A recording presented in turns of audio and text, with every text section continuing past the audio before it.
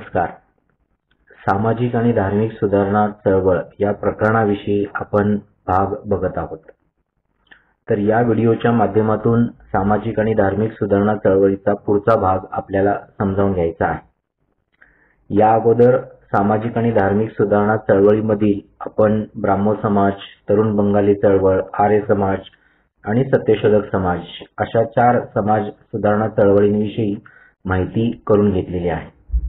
या व्हिडिओच्या माध्यमातून अलीगढ सुधारणा चळवळ आणि रामकृष्ण मिशन या 2 सामाजिक सुधारणा चळवळींच्या संदर्भातला भाग आपण आज बघणार आहोत. तर पहिल्यांदा आपण अलीगढ सुधारणा चळवळ या संदर्भातला भाग समजावून घेऊ. तर 19व्या शतकाच्या अखेरीस मुस्लिम समाजात नवीन धार्मिक आणि सामाजिक सुधारणेची लाट निर्माण झाली आणि ही नवीन धार्मिक आणि सामाजिक सुधारणेची लाट निर्माण करण्यामध्ये ज्या व्यक्तीचं महत्त्वाचं योगदान आहे ती व्यक्ती म्हणजे सर सय्यद अहमद खान. तर सर सय्यद अहमद खान यांचा जन्म 1817 साली झाला होता, तर मृत्यू 1898 साली. तर 1817 ते 1898 अशा या जीवन काळामध्ये मुस्लिम समाजात सुधारणा घडवून आणण्यासाठी सर सय्यद अहमद खान यांनी मोलाचं योगदान दिलं आहे. खरं तर 1857च्या बंडानंतर मुस्लिम समाजामध्ये ब्रिटिश विरोधी असंतोष मोठ्या प्रमाणावर वाढलेला आपल्याला दिसतो आणि याच 1857च्या बंडानंतर मुस्लिम समाजाला इंग्रजी शिक्षणापासूनही वंचित राहावे लागले होते. पण फक्त त्यांच्यामध्ये इंग्रजाविरोधी असंतोष किंवा इंग्रजी शिक्षणापासून अलिप्त एवढंच नाही, तर इंग्रजांकडून दिल्या जाणाऱ्या काही सामाजिक किंवा राजकीय सुधारणा यामध्येही त्यांना काही फायदा मिळालेला दिसून येत नाही आणि म्हणून एखादी नवीन चळवळ सुरू करण्याचा प्रयत्न सर सय्यद अहमद खान यांनी केलेला आपल्याला दिसतो. तर पहिल्यांदा त्यांनी 1863 मध्ये मोहम्मदन लिबर्टी सोसायटी या नावाने एक सामाजिक आणि राजकीय विषयाशी संबंधित वादविवाद आणि चर्चासत्र आयोजित केले. तर मोहम्मदन लिबर्टी सोसायटी स्थापन करण्यापाठीमागे मुख्य उद्देश मुस्लिम समाजातील धार्मिक, सामाजिक आणि राजकीय याविषयी चर्चा केली जावी. कारण जसं हिंदू धर्मामध्येही काही अनिष्ट चालीरीती, रूढी, परंपरा होत्या, तशाच मुस्लिम समाजामध्येही काही अनिष्ट चालीरीती, रूढी, परंपरा धर्माच्या बाबतीतल्या होत्या. तसंच राजकीय दृष्ट्याही त्यांच्यामध्ये मोठ्या प्रमाणावर अनास्था असलेली दिसते आणि म्हणून मुस्लिम समाजामध्ये जे काही उच्च शिक्षित मध्यमवर्गीय तरुण होते, अशा उच्च शिक्षित मध्यम तरुण वर्गीयांना एकत्र करून त्यांच्यामध्ये चर्चा घडवून आणण्याचा प्रयत्न पहिल्यांदा सर सय्यद अहमद खान यांनी केला आणि याच्यासाठीच म्हणून त्यांनी 1863 मध्ये मोहम्मदन लिबर्टी सोसायटी याची स्थापना केली आणि या मोहम्मदन लिबर्टी सोसायटीच्या माध्यमातून मुस्लिम समाजामध्ये चर्चासत्र घडवून आणतानाच इंग्रजी शिक्षणाचं महत्त्व सुद्धा त्यांना समजावून दिलं, जेणेकरून मग मुस्लिम समाजामध्ये जी मुलं शिक्षणापासून वंचित आहेत किंवा शिक्षणाबद्दल त्यांच्या मनामध्ये अनास्था आहे, अशी मुलं शिक्षणाच्या प्रवाहामध्ये यावीत आणि त्यांनी शिक्षण घ्यावं यासाठी म्हणून त्यांच्यामध्ये इंग्रजी शिक्षणाचं महत्त्व त्यांनी पटवून दिलं आणि याच नवशिक्षित मध्यम वर्गीयांसमोरच नवीन विचारांची चालना देण्याचं काम सर सय्यद अहमद खान यांनी केलं आणि हे मग करत असताना पुढे याच मोहम्मदन लिबर्टी सोसायटीचं रूपांतर अलीगढ सुधारणा चळवळीमध्ये झालेलं आपल्याला दिसतं. आता याच्यामध्ये एक महत्वाची गोष्ट आहे की इस्लाम धर्मीय लोक ही कुराण हा एकमेव त्यांच्यामध्ये प्रमाणग्रंथ मानायचे आणि कुराणामध्ये ज्या पद्धतीनं सांगितलेलं आहे जीवन आचरणाच्या पद्धती, त्या पद्धतीनं ते आपलं जीवन आचरण करताना आपल्याला दिसतात. पण सर सय्यद अहमद खान यांनी इस्लाम धर्मामध्ये लिहिलेले इतर लेख पण अनुषंगिक आहेत हे सुद्धा या लोकांना सांगण्याचा प्रयत्न केला आणि त्याच्या बाबतीत मग इस्लाम धर्माची वेगळी संकल्पना किंवा धर्माची परिभाषा बदलण्याचा त्यांनी प्रयत्न केला, ज्यामध्ये त्यांनी असं सांगितलं की आपल्या इस्लाम धर्माचा कुराण ग्रंथ हा जरी एकमेव प्रमाण ग्रंथ असला तरी बदलत्या काळानुसार धर्माची परिभाषा आणि अर्थ बदल झालाच पाहिजे आणि जर बदलत्या काळानुसार धर्माची परिभाषा आणि अर्थ जर बदलत नसेल तर धर्माला जडत्व येते, असं त्यांनी प्रतिपादन केलं.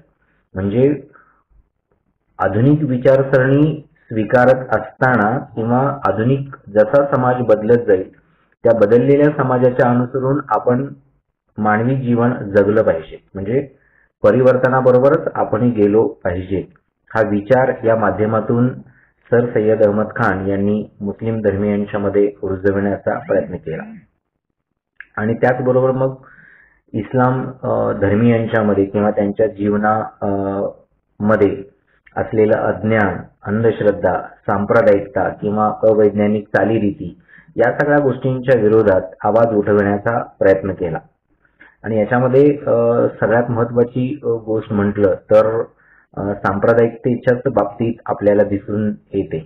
कारण कुराणामध्ये ज्या गोष्टी सांगितलेल्या आहेत त्यालाच बऱ्याच अंशी प्रमाण मानलं जायचं, ज्याच्यामध्ये मग आपण 9वीच्या पाठ्यपुस्तकामध्ये जो इस्लाम धर्म शिकलेला आहोत आणि इस्लाममध्ये जी काही मूळ तत्व आहेत तर त्याच तत्वांच्या अनुषंगाने इस्लाम धर्म चालत आलेला होता, तो आधुनिक कालखंडापर्यंतही चालत आलेला होता. त्यामुळे ही त्यांची सांप्रदायिक विचारसरणी काही प्रमाणात बदलण्याचा प्रयत्न सर सय्यद अहमद खान यांनी आपल्या विचारातून केला. आणि याच्यामध्ये मग महत्वाच्या 2 गोष्टी आपल्याला दिसतात. एक तर इस्लाम धर्मीयांमध्ये किंवा इस्लाम समाजातील स्त्रियांच्या मध्ये असलेली पडदा पद्धत, ज्याला आपण बुरखा पद्धत असं म्हणतो. त्यानंतर बऱ्याच वेळा मुस्लिम स्त्रियांना शिक्षणापासून वंचित ठेवलेलं होतं, तर यासाठीही त्यांनी आवाज उठवला. म्हणजे अलीगड चळवळीमध्ये पहिल्यांदा 2 गोष्टी त्यांनी हातात घेतल्या. त्याच्यातली पहिली गोष्ट आहे ती म्हणजे मुस्लिम समाजातील पडदा पद्धतीचा त्यांनी निषेध केला आणि मुस्लिम स्त्रियांनी शिक्षण घेऊन ज्ञानसंपन्न झाले पाहिजेत, अशा 2 गोष्टी त्यांनी पहिल्यांदा हाती घेतल्या. यानंतर मग इस्लाम धर्मामध्ये किंवा कुराणामध्ये सांगितलेलं आहे की इस्लाम समाजातील व्यक्ती पुरुष किमान 4 विवाह करू शकतो. तर या इस्लाम समाजातील बहुपत्नीत्व प्रथेला सुद्धा त्यांनी मोठ्या प्रमाणावर विरोध आपल्या विचारातून केला. आणि इस्लाम धर्मीयांमध्ये मग अंधश्रद्धा किंवा अज्ञान, अवैज्ञानिक चालीरीती या सगळ्या जर आपल्याला बदलायच्या असतील किंवा त्यांची सामाजिक आणि सांप्रदायिक विचारसरणी जर बदलायची असेल तर शिक्षण मुस्लिम समाजामध्ये आपल्याला पसरवायला पाहिजे किंवा त्याचा प्रचार आणि प्रसार आपल्याला करावा लागेल. यासाठी म्हणून मग सर सय्यद अहमद खान यांनी 1875 साली अँग्लो ओरिएंटल कॉलेज याची अलीगड या ठिकाणी स्थापना केली. आणि या अलीगड अँग्लो ओरिएंटल कॉलेजच्या माध्यमातून पाश्चिमात्य विज्ञान आणि संस्कृती यांची ओळख आपल्या इस्लाम धर्मातील आधुनिक समाजाला करून देण्याचा प्रयत्न केला, की ज्याच्यातून आधुनिक समाजाची निर्मिती घडवून आणणं हा मूळ उद्देश असलेला दिसतो. आणि हे अँग्लो ओरिएंटल कॉलेज चालवण्यासाठी किंवा ते पुढे नेण्यासाठी अनेक हिंदू, पारशी किंवा आपल्या मुस्लिम समाजांनी सुद्धा आणि ख्रिश्चन लोकांनी सुद्धा मोठ्या प्रमाणात देणग्या दिलेल्या आपल्याला दिसतात. तर याच अँग्लो ओरिएंटल कॉलेज हे पुढे उच्च शिक्षणाचंही केंद्र बनलं, की ज्यामुळे त्याला आज आपण अलीगड मुस्लिम विद्यापीठ ही म्हणून ओळखतो. म्हणजे सर सय्यद अहमद खान यांनी स्थापन केलेलं अँग्लो ओरिएंटल कॉलेज आज अलीगड मुस्लिम विद्यापीठ म्हणून नावारूपाला आलेला आहे. या त्यांच्या अलीगड चळवळीच्या माध्यमातून शिक्षणाचं जे काही काम केलं तर तसंच त्यांची धार्मिक विचारसरणी सुद्धा सहिष्णुतेवर अवलंबून असलेले आपल्याला दिसते. कारण हिंदू आणि मुसलमान हे दोन्हीही धर्म किंवा हे दोन्ही धर्माची लोक एकत्र यावीत अशी त्यांची प्रबळ इच्छा होती. आणि याच प्रबळ इच्छेतूनच त्यांनी आपले अनेक हिंदू, पारसी, ख्रिश्चन असे मित्र जमा केलेले आपल्याला दिसतात. कारण मी जसं आता म्हटलं की त्यांनी जे अँग्लो ओरिएंटल कॉलेज स्थापन केलं तर हे अँग्लो ओरिएंटल कॉलेज चालावं किंवा त्याला देणग्या देण्याचं काम हिंदू, पारसी आणि ख्रिश्चन लोकांनी केलेलं आपल्याला दिसतं. आणि त्यांच्या देणग्यांच्याच मदतीमुळे अँग्लो ओरिएंटलचं काम शिक्षण प्रवाहामध्ये सुरू झालेलं आपल्याला दिसतं. म्हणजे धार्मिक सहिष्णुतेची ही एक उदाहरण आपल्याला बघावं लागेल की सर सय्यद अहमद खान यांचे संबंध इतर धर्मीयांशी सुद्धा निकटचे असलेले आपल्याला दिसतात. आणि तसंच अँग्लो ओरिएंटल कॉलेज या कॉलेजमध्ये फक्त काही इस्लामियन लोकांनाच त्यांनी शिक्षण दिलं असं नाही, तर इतर सर्व धर्मीयांनी सुद्धा या कॉलेजमध्ये शिक्षण घ्यावं आणि त्यांच्यासाठी सुद्धा प्रवेश या कॉलेजमध्ये दिला जात होता. म्हणजे अँग्लो ओरिएंटल कॉलेज हे फक्त इस्लाम धर्मीयांचं शिक्षणाचं केंद्र असं न राहता सर्वच धर्मीयांना शिक्षण मिळावं यासाठी या कॉलेजची दारं सगळ्यांना उघडी असलेली आपल्याला दिसतात. त्यामुळे सर सय्यद अहमद खान यांनी अलीगड या ठिकाणीच आपल्या सामाजिक परिवर्तनाची किंवा चळवळीचं केंद्र मानून त्या ठिकाणीची चळवळ उभा केलेली आपल्याला दिसते, की ज्यामुळे या सर सय्यद अहमद खान यांच्या चळवळीला अलीगड सुधारणा चळवळ म्हणून आपल्या भारतीय इतिहासामध्ये ओळखलं जातं. तर अशा पद्धतीनं या ठिकाणी अलीगड सुधारणा चळवळीच्या बाबतीतल्या गोष्टी आपल्याला दिसतात. यानंतर या पाठामध्ये पुढचा घटक जो आहे तो रामकृष्ण मिशन, ज्याला आपण रामकृष्ण मठ असंही म्हणतो. तर या रामकृष्ण मिशनची स्थापना 1897 साली स्वामी विवेकानंदांनी केली. आता रामकृष्ण परमहंस हे स्वामी विवेकानंदांचे गुरु होते आणि त्या स्वामी रामकृष्ण परमहंस यांच्या गुरूंचं नाव पुढे चालावं किंवा त्यांच्या आठवणी खातर त्यांच्याच नावानं या आश्रमाची स्थापना कलकत्त्यामधील बेलूर या ठिकाणी 1897 मध्ये स्वामी विवेकानंदांनी केली. पण त्याला रामकृष्ण आश्रम या नावाने ओळखलं जात होतं. जसं 1897 मध्ये कलकत्त्यामधील बेलूर या ठिकाणी रामकृष्ण आश्रमाची स्थापना केली, तसंच स्वामी विवेकानंदांनी पुढे जाऊन उत्तरांचलमधील अल्मोरा या ठिकाणी मायावती या ठिकाणी रामकृष्ण मठाची स्थापना केलेली आपल्याला दिसते, ज्याच्यामध्ये रामकृष्ण मिशन आणि रामकृष्ण मठ स्थापन करून आपल्या भारतीय समाजामध्ये आध्यात्मिक प्रगती आणि राष्ट्रीय जागृती किंवा सांस्कृतिक विकास त्यांच्यामध्ये झाला पाहिजे असा एक उद्देश ठेवून स्वामी विवेकानंदांनी या रामकृष्ण आश्रमाची आणि रामकृष्ण मठाची स्थापना केलेली आपल्याला दिसते.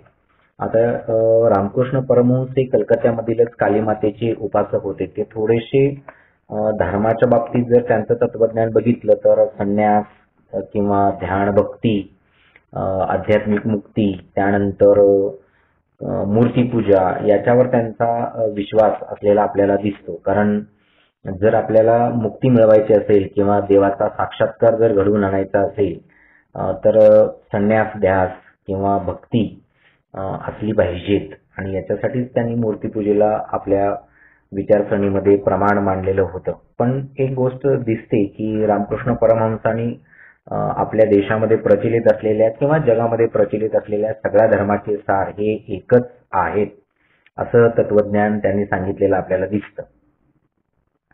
आता याच्यामध्ये रामकृष्ण परमहंस यांना प्रमाण मानून किंवा त्यांना गुरुस्थानी ठेवून स्वामी विवेकानंदांनी आपली वाटचाल या रामकृष्ण मिशनच्या माध्यमातून चालू केलेली आपल्याला दिसते. खरं तर भारतीय आणि पाश्चिमात्य चिंतन अशा विषयांचा अभ्यास स्वामी विवेकानंदांचा होता आणि याच पाश्चिमात्यांच्याच संस्कृत्यांचा थोडासा आढावा घेऊन आपली वैचारिक बैठक स्वामी विवेकानंदांनी निर्माण केली, ज्याच्यामध्ये अभ्यास केल्यानंतर त्यांनी 5 वर्ष भारतभर संचार केला आणि भारतभर फिरल्यानंतर त्यांना एकंदर भारतीय समाजाचं चित्र किंवा सामाजिक परिस्थिती त्यांनी जवळून बघितली आणि मग समाजामध्ये परिवर्तन घडवून आणण्याचा प्रयत्न केला.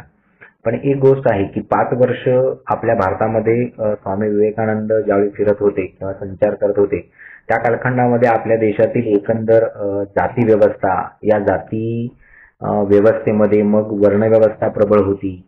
ज्या वर्णव्यवस्थेमध्ये शूद्रांना या मोठ्या प्रमाणावर हाल अपेष्टांना सहन करावं लागत होतं किंवा या शूद्रांची मोठ्या प्रमाणावर छळवणूक केली जात होती, हे चित्र थोडंसं जवळून स्वामी विवेकानंदांनी बघण्याचा प्रयत्न केला. त्यानंतर भारतीय समाजातील असलेलं दारिद्र्य किंवा या ठिकाणी असलेली निरक्षरता, अज्ञानी समाज किंवा त्रासलेला शेतकरी, त्रस्त पिळवणूकग्रस्त जीवन जगणारे सर्वसामान्य लोक, या सगळ्यांना स्वामी विवेकानंदांनी जवळून बघितलं आणि हे सगळं भारताचं चित्र बघितल्यानंतर स्वामी विवेकानंदांनी आपल्या रामकृष्ण परमहंस आपलं रामकृष्ण मिशनची संकल्पना किंवा कार्य करण्याची पद्धत बदललेली आपल्याला दिसते, की ज्याच्यामध्ये स्वामी विवेकानंदांनी या भारत संचारानंतर भारतीय समाजाला पिळवणूक मुक्त करण्यासाठी अविरत प्रयत्न केले. पण जर भारतीय समाजाला पिळवणुकीतून बाजूला सारायचं असेल तर शिक्षणाशिवाय पर्याय नाही. आणि म्हणून तत्कालीन राज्यव्यवस्थेला त्यांनी सांगितले की तुम्ही लोकांना पहिल्यांदा शिक्षण द्या आणि मग सुशिक्षित समाज स्वतः सुधारणा घडवून आणेल. त्यामुळे जर सुधारणा घडवून आणायच्या असतील तर पहिल्यांदा आपण लोकांना शिक्षण दिलं पाहिजे. आणि याच्यासाठी म्हणून मग ब्रिटिश प्रशासनाच्या अखत्यारीत अनेक शाळा स्थापन करण्यासाठीची अनुमती त्यांनी घेतलेली आपल्याला आढळून येते. पुढे जाऊन समाज सुधारण्याचं काम करत असताना ब्रिटिशांच्या कायद्यांचा अंमल किंवा कायद्यांची काय म्हणतो की आपण की सहाय्य घेतलं आणि भारतीय समाजामध्ये सुधारणा घडवून आणण्याचा प्रयत्न केला. पण पाश्चिमात्य लोकांची पुढारलेली अवस्था याचं अंधानुकरण करू नये हे मात्र आवर्जून त्यांनी आपल्या समाज सुधारणेमध्ये सांगितलेलं आपल्याला दिसतं.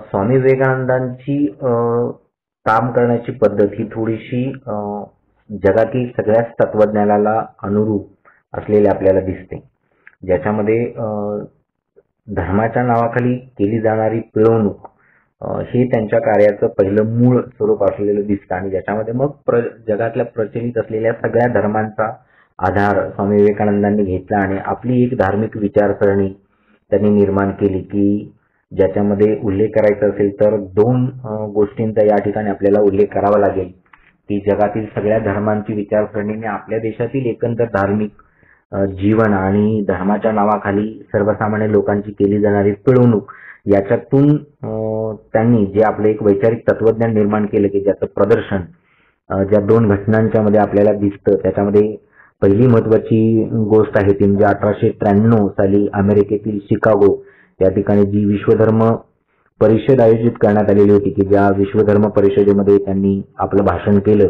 आणि त्या भाषणामध्ये भारतीय संस्कृतीचं प्रदर्शन त्यांनी पाश्चिमात्य लोकांच्या समोर मांडलं.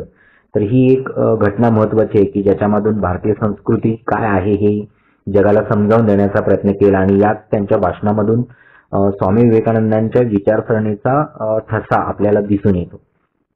तसंच आणखी एका गोष्टीचा संदर्भ आपल्याला घ्यावा लागेल, की ज्याच्यामध्ये साधारण इसवी सन 1900 मध्ये पॅरिस या ठिकाणी काँग्रेस ऑफ रिलिजन्स नावाचं संमेलन भरण्यात आलेलं होतं. आणि जसं अमेरिकेतील शिकागो या ठिकाणी त्यांनी भाषण केलं तसंच या पॅरिस मधल्याही जनतेसमोर त्यांनी भाषण केलं आणि तिथल्या लोकांना त्यांनी मंत्रमुग्ध करून सोडलं, की ज्या गोष्टींमुळे स्वामी विवेकानंद हे सुद्धा जगप्रसिद्ध झालेले आपल्याला दिसते. पण त्यांचं तत्वज्ञान आणि त्यांची धार्मिक विचारसरणी किंवा समाजाला आपण बदललं पाहिजे किंवा सर्वसामान्य लोकांना पिळवणुकीतून मुक्त केलं पाहिजे याची तत्व त्यांच्या भाषणांमध्ये आपल्याला आढळून येतात.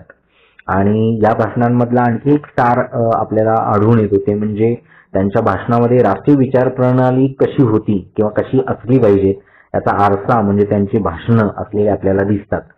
आपल्या कर्नाटकाशी संदर्भात जर स्वामी विवेकानंदांचा संदर्भ एक जर द्यायचा झाला तर विवेकानंद अमेरिकेला जाण्यापूर्वी त्यांना आपल्या कर्नाटकच्या म्हैसूर संस्थानाचे 10वे चामराज वडियर हे भेटण्यासाठी गेले होते. आणि ज्यावेळी हे 10वे चामराज वडियर स्वामी विवेकानंदांना भेटले त्यावेळी विवेकानंदांनी सांगितले की जर म्हैसूर प्रांतामध्ये तुम्हाला विकास करायचा असेल तर अगोदर इथल्या अस्पृश्य मुलांसाठी किंवा इथल्या लोकांसाठी शाळा सुरू करा, की ज्याच्यामध्ये मग या चामराज वडियर यांनी अस्पृश्य मुलांसाठी शाळा सुरू केलेली आपल्याला दिसते. त्यामुळे शिक्षण दिल्याशिवाय पिळवणुकीतून मुक्ती मिळत नाही हा संदर्भ स्वामी विवेकानंदांचा आपल्याला दिसतो. त्यानंतर कर्नाटकाशी संदर्भात आपण आपल्या बेळगावचाही उल्लेख करू शकतो, की आपल्या बेळगावमध्ये रामकृष्ण मिशनची मुख्य शाखा आहे, की ज्या रामकृष्ण मिशनच्या माध्यमातून स्वामी विवेकानंदांच्या विचारांचा प्रभाव आणि प्रसार करण्याचा प्रयत्न या मिशनतर्फे चाललेला आपल्याला दिसतो. त्यानंतर या रामकृष्ण मिशनचं आणखी एक काम आज शाळा स्तरावरही चाललेलं आहे, की ज्याच्या माध्यमातून विवेकानंदांच्या कार्याचा प्रसार मुलांमध्ये आज चाललेला आपल्याला दिसतो, की जेणेकरून मुलांना स्वामी विवेकानंद समजावे म्हणून हे प्रयत्न रामकृष्ण मिशन आज करताना दिसते.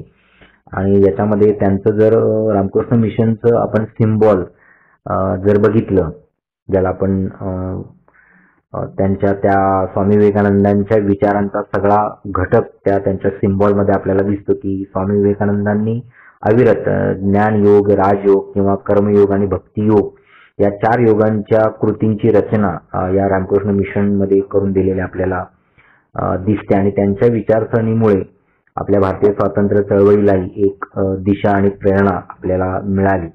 आणि जाता जाता एक महत्वाची गोष्ट विवेकानंदांची विचारसरणीची आपल्याला दिसते ती म्हणजे स्वातंत्र्य म्हणजे सामाजिक समानता ही त्यांची विचार प्रणाली होती.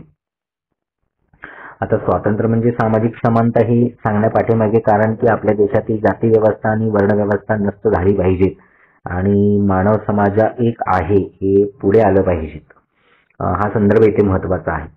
पण आपल्या पाठ्यपुस्तकामध्ये स्वामी विवेकानंदांच्या अनुषंगानं एक गोष्ट आपल्याला दिसते की स्वामी विवेकानंद हे आपल्या तरुणांचे प्रेरणास्थान होते कसे ते स्पष्ट करा असा संदर्भ या आपल्या पाठ्यपुस्तकामध्ये प्रश्न विचारलेला आहे. पण एकंदर आपल्या पाठ्यपुस्तकातील वर्णन जर बघितलं तर याच्यामध्ये बऱ्याचशा गोष्टी आपल्याला सारांश रूपाने घ्याव्या लागतील की तरुणांचे प्रेरणास्थान कशाच्या माध्यमातून त्यांनी सांगण्याचा प्रयत्न केलेला आहे. तर पाश्चिमात्य संस्कृतीचं अनुकरण करावं असं त्याच्यामध्ये एक गोष्ट दिसते. त्यानंतर शिक्षण घेतल्याशिवाय आपल्याला सामाजिक सुधारणा घडवून आणता येत नाही हा एक विचार आपण त्याच्यामधून घेतला पाहिजे. त्यानंतर ज्ञान हेच आपल्याला अंधारातून प्रकाशाकडे नेणारं एकमेव साधन आहे हे विवेकानंदांनी सांगण्याचा प्रयत्न केलेला आपल्याला दिसतो. त्यानंतर ज्ञानयोग, राजयोग, कर्मयोग आणि भक्तियोग या 4 गोष्टी ज्याच्या माध्यमातून आपल्याला तरुणांना प्रेरित करण्याचा प्रयत्न विवेकानंदांनी केलेला दिसतो. त्यानंतर विवेकानंदांची विचारसरणी एक दिसते की त्यांनी आपल्या तरुणांना व्यसनांपासून दूर राहण्याचा सल्ला दिला. त्यानंतर व्यायामाला त्यांनी महत्त्व दिलेलं होतं. तर अशा काही गोष्टी आहेत की ज्याच्या माध्यमातून तरुणांना वेगळ्या कार्यपद्धतीमध्ये आणण्याचा प्रयत्न आपल्या विचारातून आणलेला आपल्याला आढळून येतो. तर अशा पद्धतीनं या ठिकाणी या रामकृष्ण मिशनचं काम हे स्वामी विवेकानंदांच्या विचारसरणीला अनुसरून असलेलं आपल्याला दिसतं. तर इथे या व्हिडिओच्या माध्यमातून आपण अलीगढ चळवळ आणि रामकृष्ण मिशन अशा 2 गोष्टी बघितलेल्या आहेत. यानंतरच्या पुढच्या ज्या गोष्टी आहेत त्या आपण पुढच्या व्हिडिओच्या माध्यमातून समजावून घेण्याचा प्रयत्न करू.